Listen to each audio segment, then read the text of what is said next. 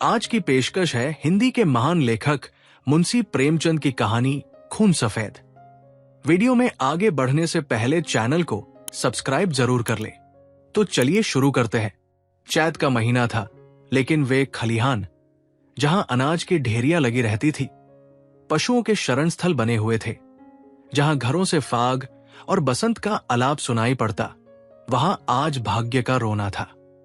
सारा चौमासा बीत गया, पानी की एक बूंद न गिरी। जेठ में एक बार मूसलाधार वृष्टि हुई थी। किसान फूले न समाये खरीफ की फसल बो दी, लेकिन इंद्रदेव ने अपना सर्वस्व शायद एक ही बार में लुटा दिया था। पौधे उगे, बड़े और फिर सूख गए। गोचर भूमि में घास न जमी। बादल आते, घटाएं उमड़ती, ऐसा मालूम होता कि जलथल एक हो जाएगा। परंतु वे आशा की नहीं, दुख की घटाएं थी। किसानों ने बहुतेरे जप तप किए, ईंट और पत्थर देवी देवताओं के नाम से जप पुजाए, बलिदान किए, पानी की अभिलाषा में रक्त के पनाले बह गए। लेकिन इंद्रदेव किसी तरह न पसीजते। न खेतों में पौधे थे, न गोचरों में घास, न तालाबों में पानी। बड़ी मुसीबत का सामना था। जिधर देखिए धूल उड़ रही थी। दरिद्रता और क्षुधा पीड़ा के दारुण दृश्य दिखाई देते थे। लोगों ने पहले तो गहने और बर्तन गिरवी रखे और अंत में बेच डाले। फिर जानवरों की बारी आई, और जब जीविका का अन्य कोई सहारा न रहा, तब जन्मभूमि पर जान देने वाले किसान बाल बच्चों को लेकर मजदूरी करने निकल पड़े। अकाल पीड़ितों को सहायता के लिए कहीं कहीं सरकार की सहायता से काम मिल गया था। बहुतेरे वहीं जाकर जमे, जहां जिसको सुभीता हुआ वो उधर ही जा निकला। संध्या का समय था। जादूराय थकामांदा आकर बैठ गया और स्त्री से उदास होकर बोला, दरखास्त नामंजूर हो गई। ये कहते कहते वो आंगन में जमीन पर लेट गया। उसका मुख पीला पड़ रहा था और आंतें सिकुड़ी जा रही थी। आज 2 दिन से उसने दानी की सूरत नहीं देखी। घर में जो कुछ विभूति थी, गहने, कपड़े, बर्तन, भांडे, सब पेट में समा गए। गांव का साहूकार भी पतिव्रता स्त्रियों की भांति आंखें चुराने लगा। केवल तकाबी का सहारा था, उसी के लिए दरखास्त दी थी, लेकिन आज वो भी नामंजूर हो गई। आशा का झिलमिलाता हुआ दीपक बुझ गया। देवकी ने पति को करुण दृष्टि से देखा। उसकी आंखों में आंसू उमड़ आए। पति दिन भर का थकामांदा घर आया है। उसे क्या खिलाए लज्जा के मारे वो हाथ पैर धोने के लिए पानी भी न लाई। जब हाथ पैर धोकर आशा भरी चितवन से वो उसकी ओर देखेगा, तब वो उसे क्या खाने को देगी। उसने आज कई दिन से दाने की सूरत नहीं देखी थी, लेकिन इस समय उसे जो दुख हुआ वो क्षुधातुर के कष्ट से कई गुना अधिक था। स्त्री घर की लक्ष्मी है। घर के प्राणियों को खिलाता पिलाना वो अपना कर्तव्य समझती है, और चाहे ये उसका अन्याय ही क्यों न हो। लेकिन अपनी दीनहीन दशा पर जो मानसिक वेदना उसे होती है, वो पुरुषों को नहीं हो सकती। हठात उसका बच्चा साधो नींद से चौंका और मिठाई के लालच में आकर वो बाप से लिपट गया। इस बच्चे ने आज प्रातःकाल चने की रोटी का एक टुकड़ा खाया था, और तब से कई बार उठा और कई बार रोते रोते सो गया। 4 वर्ष का नादान बच्चा, उसे वर्षा और मिठाइयों में कोई संबंध नहीं दिखाई देता था। जादूराय ने उसे गोद में उठा लिया, उसकी ओर दुआ भरी दृष्टि से देखा। गर्दन झुक गई और हृदय पीड़ा आंखों में न समा सकी। दूसरे दिन ये परिवार भी घर से बाहर निकला। जिस तरह पुरुषों के चित्त से अभिमान और स्त्री की आंखों से लज्जा नहीं निकलती, उसी तरह अपनी मेहनत से रोटी कमाने वाला किसान भी मजदूरी की खोज में घर से बाहर नहीं निकलता। लेकिन हां पापी पेट, तू सब कुछ कर सकता है। मान और अभिमान, ग्लानि और लज्जा, ये सब चमकते हुए तारे तेरी काली घटाओं में छिप जाते हैं। प्रभात का समय था। वे दोनों विपत्ति के सताए घर से निकले। जादूराय ने लड़के को पीठ पर लिया। देवी ने फटे पुराने कपड़ों की वो गठरी सिर पर रखी, जिस पर विपत्ति को भी तरस आता। दोनों की आंखें आंसुओं से भरी थी। देवकी रोती थी, जादूराय चुपचाप था। गांव के 2-4 आदमियों से रास्ते में भेंट भी हुई, किंतु किसी ने इतना भी न पूछा कि कहां जाते हो। किसी के हृदय में सहानुभूति का वास न था। जब ये लोग लालगंज पहुंचे, उस समय सूर्य ठीक सिर पर था। देखा, मीलों तक आदमी ही आदमी दिखाई देते थे, लेकिन हर चेहरे पर दीनता और दुख के चिन्ह झलक रहे थे। बैसाख की जलती हुई धूप थी। आग के झोंके जोर जोर से हरहराते हुए चल रहे थे। ऐसे समय में हड्डियों के अगणित ढांचे, जिनके शरीर पर किसी प्रकार का कपड़ा न था, मिट्टी खोदने में लगे हुए थे। मानो वह मरघट भूमि थी, जहां मुर्दे अपने हाथों अपनी कब्र खोद रहे थे। बूढ़े और जवान, मर्द और बच्चे, सबके सब ऐसे निराश और विवश होकर काम में लगे हुए थे, मानो मृत्यु और भूख उनके सामने बैठी घूर रही है। इस आफत में न कोई किसी का मित्र था निहित। दया, सहृदयता और प्रेम, ये सब मानवीय भाव है, जिनका कर्ता मनुष्य है। प्रकृति ने हमको केवल एक भाव प्रदान किया है, और वह स्वार्थ है। मानवीय भाव बहुधा कपटी मित्रों की भांति हमारा साथ छोड़ देते हैं, पर ईश्वर प्रदत्त गुण कभी हमारा गला नहीं छोड़ता। 8 दिन बीत गए थे। संध्या समय काम समाप्त हो चुका था। डेरे से कुछ दूर आम का एक बाग था। वही एक पेड़ के नीचे जादुराय और देवकी बैठे हुए थे। दोनों ऐसे कृश हो रहे थे कि उनकी सूरत नहीं पहचानी जाती थी। अब वो स्वाधीन कृषक नहीं रहे। समय के हेरफेर से आज दोनों मजदूर बने बैठे हैं। जादुराय वे बच्चे को जमीन पर सुला दिया। उसे कई दिन से बुखार आ रहा है। कमल सा चेहरा मुरझा गया। देवकी ने धीरे से हिलाकर कहा, बेटा आंखें खोलो, देखो सांध हो गई। साधो ने आंखें खोल दी। बुखार उतर गया था। बोला, क्या हम घर आ गए मां? घर की याद आ गई। देवकी की आंखें डबडबाई। उसने कहा, नहीं बेटा, तुम अच्छे हो जाओगे तो घर चले। उधर देखो कैसा अच्छा बाग है।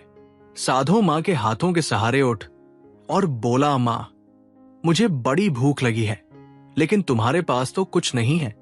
मुझे क्या खाने को दोगी? देवकी के हृदय में चोट लगी, पर धीरज धर के बोली, नहीं बेटा, तुम्हारे खाने को मेरे पास सब कुछ है। तुम्हारे दादा पानी लाते हैं तो मैं नरम नरम रोटियां अभी बनाए देती हूं। साधो ने मां की गोद में सिर रख लिया और बोला, मां, मैं न होता तो तुम्हें इतना दूध तो न होता। ये कहकर वो फूट फूट कर रोने लगा। ये वही बेसमझ बच्चा है जो 2 सप्ताह पहले मिठाइयों के लिए दुनिया सिर पर उठा लेता था। दुख और चिंता ने कैसा अनर्थ कर दिया है। ये विपत्ति का फल है। कितना दुखपूर्ण, कितना करुणाजनक व्यापार है। इसी बीच में कई आदमी लालटेन लिए हुए वहां आए। फिर गाड़ियां आई। उन पर डेरे और खेमे लदे हुए थे। दम के दम में वहां खेमे गड़ गए। सारे बाग में चहल पहल नजर आने लगी। देव की रोटियां सेंक रही थी। साधो धीरे धीरे उठा और आश्चर्य से देखता हुआ एक डेरे के नजदीक जाकर खड़ा हो गया। पादरी मोहनदास खेमे से बाहर निकले तो साधो उन्हें खड़ा दिखाई दिया। उसकी सूरत पर उन्हें तरस आ गया। प्रेम की नदी उमड़ आई।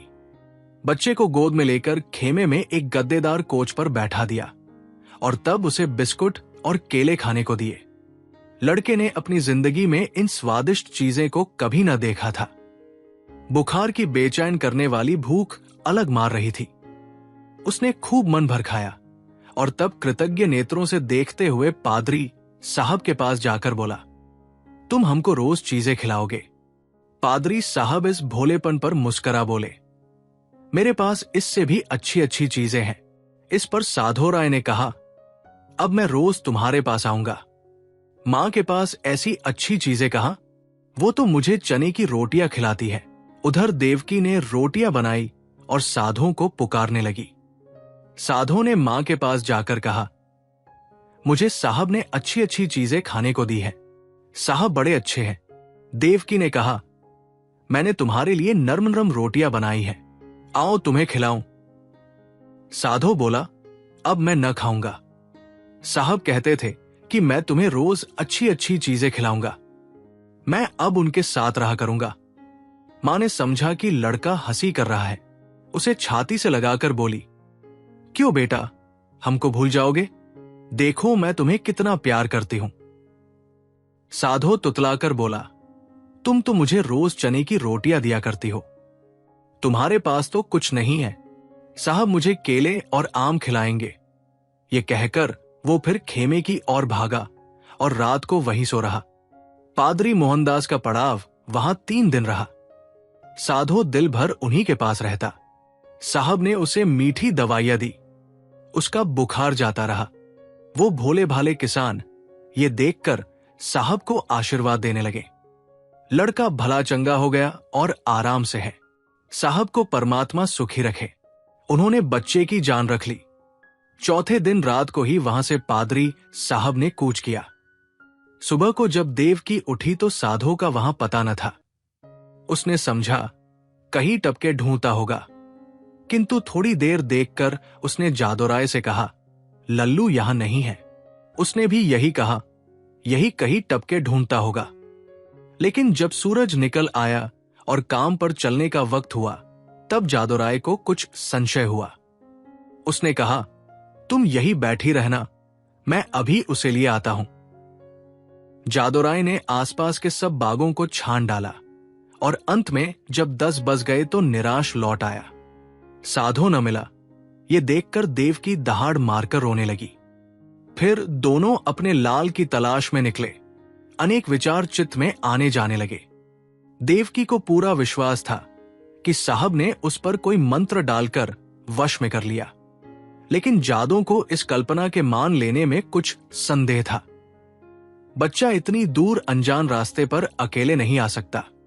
फिर दोनों गाड़ी के पहियों और घोड़े की टापों के निशान देखते चले जाते थे, यहां तक कि वे एक सड़क पर आ पहुंचे।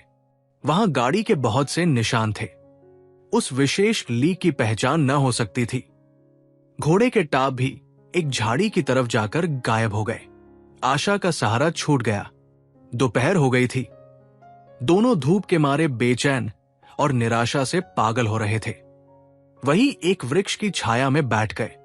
देवकी विलाप करने लगी। जादोराय ने उसे समझाना शुरू किया। जब जरा धूप की तेजी कम हुई तो दोनों फिर आगे चले, किंतु अब आशा की जगह निराशा साथ थी। घोड़े के टापों के साथ उम्मीद का धुंधला निशान गायब हो गया था। शाम हो गई। इधर उधर गायों बैलों के झुंड निर्जीव से पड़े दिखाई देते थे। ये दोनों दुखिया हिम्मत हारकर एक पेड़ के नीचे टिक रहे। उसी वृक्ष पर मैना एक जोड़ा बसेरा लिए था। उनका नन्हासा शावक आज ही एक शिकारी के चंगुल में फंस गया था। दोनों दिन भर उसे खोजते फिरे। इस समय निराश होकर बैठ रहे। देवकी और जादों को अभी तक आशा की झलक दिखाई देती थी, इसलिए वे बेचैन थे। 3 दिन तक ये दोनों अपने खोए हुए लाल की तलाश करते रहे। दाने से भेंट नहीं। प्यास से बेचैन होते तो 2-4 घूंट पानी गले के नीचे उतार लेते। आशा की जगह निराशा का सहारा था। दुख और करुणा के सिवाय और कोई वस्तु नहीं। किसी बच्चे के पैरों के निशान देखते तो उनके दिलों में आशा तथा भय की लहरें उठने लगती थी, लेकिन प्रत्येक पग उन्हें अभीष्ट स्थान से दूर लिए जाता था। इस घटना को हुए 14 वर्ष बीत गए। इन 14 वर्षों में सारी काया पलट गई। चारों ओर रामराज्य दिखाई देने लगा। इंद्रदेव ने कभी उस तरह अपनी निर्दयता न दिखाई और न जमीन नहीं। उमड़ी हुई नदियों की तरह अनाज से ढेकियां भर चली। उजड़े हुए गांव बस गए। मजदूर किसान बन बैठे और किसान जायदाद की तलाश में नजरें दौड़ाने लगे। वही चैत के दिन थे। खलिहानों में अनाज के पहाड़ खड़े थे। भाट और भिखमंगे किसानों की बढ़ती के तराने गा रहे थे। सुनारों के दरवाजे पर सारे दिन और आधी रात तक ग्राहकों का जमघट बना रहता था।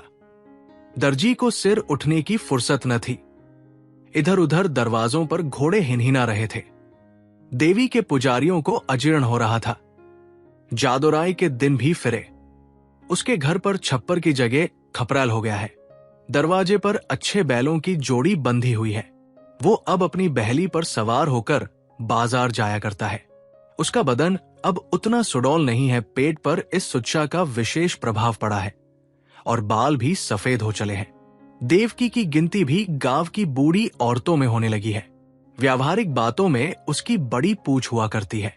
जब वो किसी पड़ोसिन के घर जाती है तो वहां की बहुएं भय के मारे थरथराने लगती है। उसके कटु वाक्य, तीत आलोचना की सारे गांव में धाक बंधी हुई है। महीन कपड़े अब उसे अच्छे नहीं लगते, लेकिन गहनों के बारे में वो इतनी उदासीन नहीं है। उनके जीवन का दूसरा भाग इससे कम उज्जवल नहीं। उनकी 2 संतानें हैं। लड़का माधो सिंह अब खेती बाड़ी के काम में बाप की मदद करता है। लड़की का नाम शिव गौरी है। वह भी मां को चक्की पीसने में सहायता किया करती है और खूब गाती है। बर्तन धोना उसे पसंद नहीं, लेकिन चौका लगाने में निपुण है। गुड़ियों के ब्याह करने से उसका जी कभी नहीं भरता। आए दिन गुड़ियों के विवाह होते रहते हैं। हाँ, इनमें किफायत का पूरा ध्यान रहता है। खोए हुए साधु की याद अभी तक बाकी है। उसकी चर्चा नित्य हुआ करती है और कभी बिना रुलाए नहीं रहती।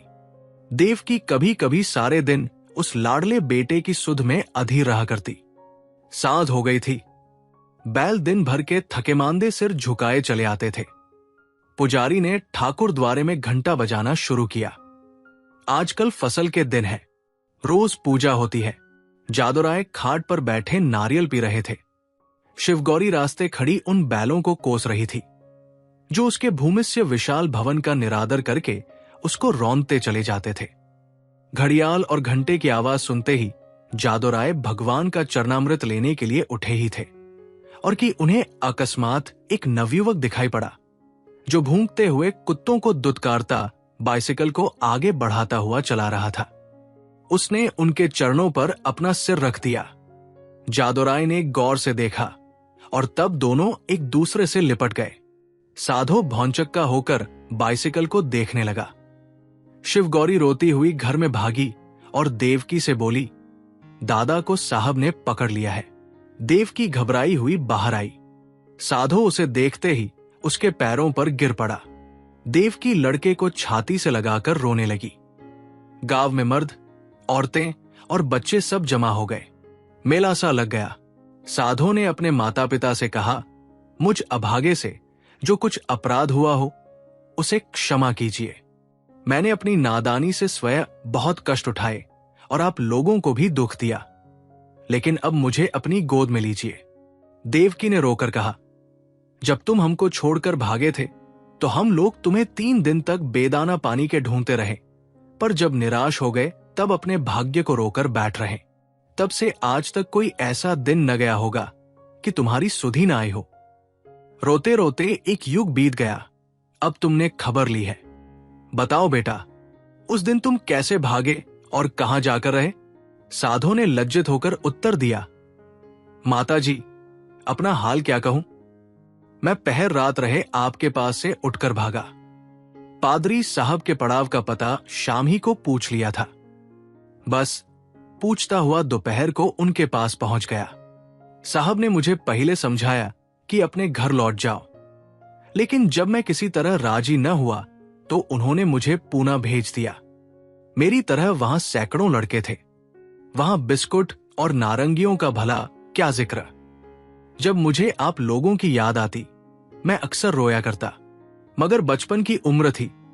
धीरे धीरे उन्हीं लोगों से हिल मिल गया। हां, जब से कुछ होश हुआ और अपना प्राय समझने लगा हूं, तब से अपनी नादानी पर हाथ मलता रहा हूं। रात दिन आप लोगों की रट लगी हुई थी। आज आप लोगों के आशीर्वाद से ये शुभ दिन देखने को मिला। दूसरों में बहुत दिन काटे, बहुत दिनों तक अनाथ था। अब मुझे अपनी सेवा में रखिए, मुझे अपनी गोद में लीजिए। मैं प्रेम का भूखा हूं। बरसों से मुझे जो सौभाग्य नहीं मिला वो अब दीजिए। गांव के बहुत से बूले जमा थे। उनमें से जगत सिंह बोले, तो क्यों बेटा, तुम इतने दिनों तक पादरियों के साथ रहे, उन्होंने तुमको भी पादरी बना लिया होगा? साधो ने सिर झुकाकर कहा, जी हां, ये तो उनका दस्तूर ही है। जगत सिंह ने जादूराय की तरफ देखकर कहा, यह बड़ी कठिन बात है। साधो बोला, बिरादरी मुझे जो प्रायश्चित बताएगी मैं उसे करूंगा। मुझसे जो कुछ बिरादरी का अपराध हुआ है नादानी से हुआ है, लेकिन मैं उसका दंड भोगने के लिए तैयार हूं। जगत सिंह ने फिर जादूराय की तरफ कनखियों से देखा और गंभीरता से बोले, हिंदू धर्म में ऐसा कभी नहीं हुआ है। यो तुम्हारे माँ बाप तुम्हें अपने घर में रख लें, तुम उनके लड़के हो, मगर बिरादरी कभी इस काम में शरीक न होगी। बोलो जादूराय, क्या कहते हो? कुछ तुम्हारे मन की भी तो सुन ले। जादूराय बड़ी दुविधा में था। एक ओर तो अपने प्यारे बेटे की प्रीति थी, दूसरी ओर बिरादरी का भय मारे डालता था। जिस लड़के के लिए रोते रोते आंखें फूट गई, आज वही सामने खड़ा आंखों में आंसू भरे कहता है, पिताजी, इन निर्दयी भाइयों को किस तरह समझाऊंगा? क्या करूं, क्या ना करूं? लेकिन मां की ममता उमड़ आई। देवकी से न रहा गया। उसने अधीर होकर कहा, मैं अपने लाल को अपने घर रखूंगी और कलेजे से लगाऊंगी। इतने दिनों बाद मैंने उसे पाया है, अब उसे नहीं छोड़ सकती। जगत सिंह रुष्ट होकर बोले, चाहे बिरादरी छूटी क्यों न जाए? देवकी ने भी गर्म होकर जवाब दिया, हां, चाहे बिरादरी छूट ही जाए। लड़के वालों ही के लिए आदमी आड़ पकड़ता है। जब लड़का ही न रहा तो भला बिरादरी किस काम आवेगी? इस पर कई ठाकुर लाल आंखें निकालकर बोले, ठकुराइन, बिरादरी की तो तुम खूब मर्यादा करती हो। लड़का चाहे किसी रास्ते पर जाए, लेकिन बिरादरी चू तक न करे। ऐसी बिरादरी कहीं और होगी। हम साफ साफ कह देते हैं कि अगर ये लड़का तुम्हारे घर में रहा तो बिरादरी भी बता देगी कि वो क्या कर सकती है। जगत सिंह कभी कभी जादूराय से रुपए उधार लिया करते थे। मधुर स्वर से बोले, भाभी, बिरादरी थोड़े ही कहती है कि तुम लड़के को घर से निकाल दो। लड़का इतने दिनों के बाद घर आया है, हमारे सिर आंखों पर रहे। बस जरा खाने पीने और छूत छत का बचाव बना रहना चाहिए। बोलो जादो भाई, अब बिरादरी को कहां तक दबाना चाहते हो? जादूराय ने साधो की तरफ करुणा भरे नेत्रों से देखकर कहा, बेटा, जहां तुमने हमारे साथ इतना सलूक किया है, वहां जगत भाई की इतनी कही और मान लो। साधो ने कुछ तीक्ष्ण शब्दों में कहा, क्या मान लूं? यही कि अपने में गैर बनकर रहूं, अपमान सहूं। मिट्टी का घड़ा भी मेरे छूने से अशुद्ध हो जाए ना, ये मेरे किए ना होगा। मैं इतना निर्लज्ज नहीं हूं।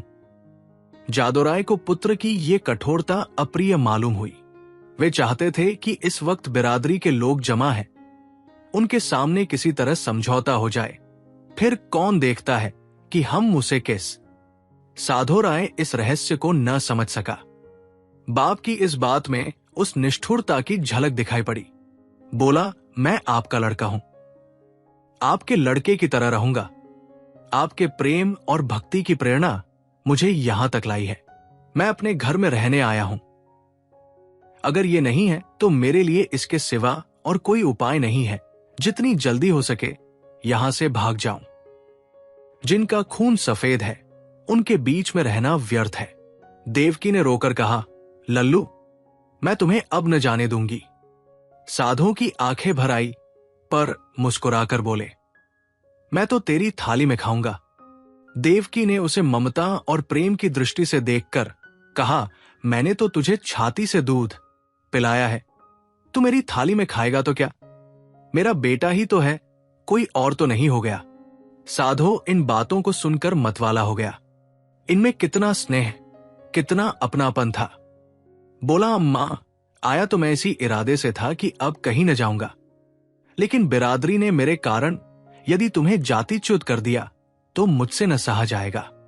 मुझसे इन गंवारों का कोरा अभिमान न देखा जाएगा। इसलिए इस वक्त मुझे जाने दो। जब मुझे अवसर मिला करेगा तुम्हें देख जाया करूंगा। तुम्हारा प्रेम मेरे चित्त से नहीं जा सकता, लेकिन यह असंभव है कि मैं इस घर में रहूं और अलग खाना खाऊं, अलग बैठूं। इसके लिए मुझे क्षमा करना। देवकी घर में से पानी लाई। साधो हाथ मुंह धोने लगा। शिव गौरी ने मां का इशारा पाया तो डरते डरते माधो के पास गई। माधो ने आदरपूर्वक दंडवत की। साधो ने पहले उन दोनों को आश्चर्य से देखा, फिर अपनी मां को मुस्कुराते देखकर समझ गया। दोनों लड़कों को छाती से लगा लिया और तीनों भाई बहन प्रेम से हंसने खेलने लगे। मां खड़ी ये दृश्य देखती थी और उमंग से फूली न समाती थी। जलपान करके साधो ने बाइसिकल संभाली और मां बाप के सामने सिर झुकाकर चल खड़ा हुआ। वहीं जहां से तंग होकर आया था उसी क्षेत्र में जहां अपना न था। देव की फूट फूट कर रो रही थी और जादोराय आंखों से आंसू भरे, हृदय में ऐंठन सी अनुभव करता हुआ सोचता था, हाय मेरे लाल, तू मुझसे अलग हुआ जाता है। ऐसा योग्य और होनहार लड़का हाथ से निकल जाता है, और केवल इसलिए कि अब हमारा खून सफेद हो गया है।